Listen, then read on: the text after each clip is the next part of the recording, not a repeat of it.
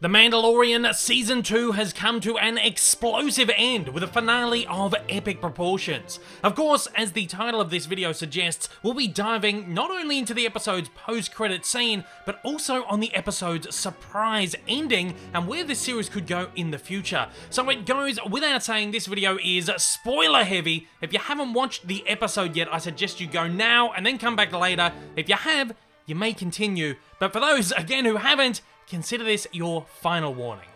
Before we get into this, don't forget to hit that like button down below. It does wonders in getting my content out there. And if you haven't already, hit that subscribe button and the bell icon to keep up to date with all my content. With that, let's get into this. As the Mandalorian and his ragtag crew go up against Moff Gideon and his army of dark troopers aboard the Imperial vessel, a mysterious entity boards the ship and plows his way through the useless squadron. It of course turns out to be Luke Skywalker, who has come to retrieve Grogu and take him away for training. Because, you know, everything Star Wars simply has to loop back to the Skywalker family in some way.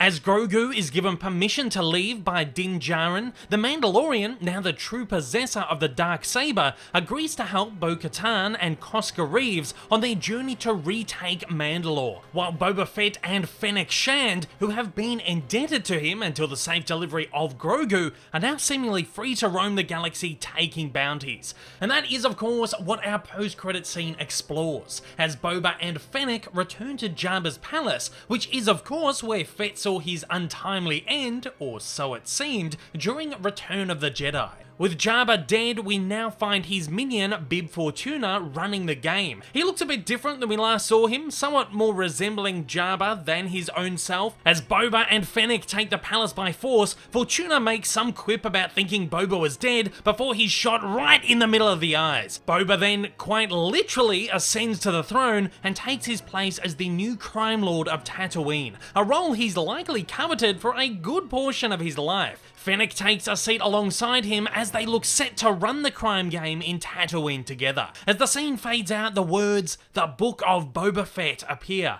followed by a teaser suggesting what is likely to be a Boba Fett spin-off series will debut next December. Now, there's a few questions here. Some are wondering, what is the deal with the Book of Boba Fett exactly? Well, there's been rumours swirling for quite a while that some kind of Boba Fett project is in the works at Lucasfilm, with recent suggestions that filming is actually taking place on one right at this very moment. Now it seems that the rumours are true and we'll be getting our very first fully fledged Boba Fett production next year.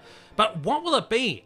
It's interesting to note that while Lucasfilm dropped on us details about 10 upcoming Star Wars series at the recent Disney Investor Day, they mentioned nothing about this Boba Fett project, obviously to leave this reveal an enormous surprise. Of course, they did reveal 2 new programs, Ahsoka and Rangers of the New Republic, which will run concurrently with The Mandalorian and all cross over eventually into a described climactic story event. It's likely that the Boba Fett series will also follow suit and tie in as well. There's some suggestion that the Book of Boba Fett could in fact be Mandalorian Season 3, quite simply rebranded as The Mandalorian, The Book of Boba Fett. But even though the child has been safely delivered to Luke Skywalker, the Mandalorian still has some unfinished business. Of course, as mentioned, he's off to retake Mandalore with Bo-Katan and Koska Reeves. There's also all the business with the Darksaber, of which Mando is now the true possessor of, despite Katan being the one who wanted it all along, setting up a likely confrontation between the pair. As explained in the episode, the Darksaber's possession must be earned in combat.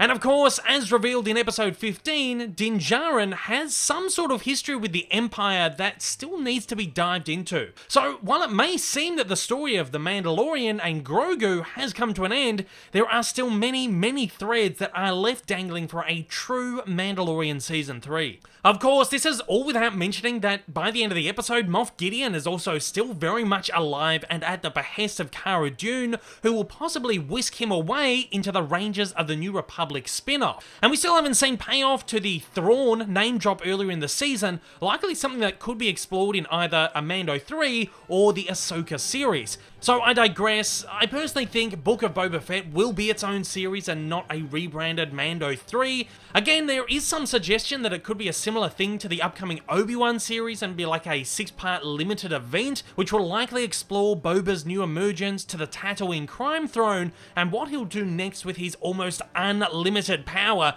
especially with the Empire in absolute tatters. We also still haven't explored his escape from the clutches of the Sarlacc pit in the series. Of course, this is something that was explored in the original EU, and it's almost a given that we will see flashbacks to this in Book of Boba Fett. If not an entire series based around how he crawled back and then found himself in the presence of Mando and co, it's possible we could even see an exploration of how Cobb Vanth came into possession of Fett's armor, opening up the possibilities of an expanded role for Timothy Oliphant in the Star Wars saga, which would be terrific as he was one of the best parts of this season. Because those not versed in EU lore, which these days both is and isn't canon, will need to see it with their own eyes. With all that said, this really is shaping up to be an incredible time to be a Star Wars fan, and it's totally exciting to see where this all might take us in the future. And at that, I'm throwing it over to you. I want to know, what are your thoughts and theories on the ending of Mando Season 2 and the possible direction of Season 3 and the potential for the upcoming MCU-ified Star Wars cinematic universe? Fire away down in the comments below and let me know your thoughts. Hey everyone, if you haven't yet, smash that big old subscribe button up on your screen to keep up to date with all my content, and hit that like button down below. Also, don't forget to check me out on social media, and please consider supporting me over on Patreon for as little as $1 a month for exclusive videos, early access content, and to get your name up on the screen. Thanks again for watching.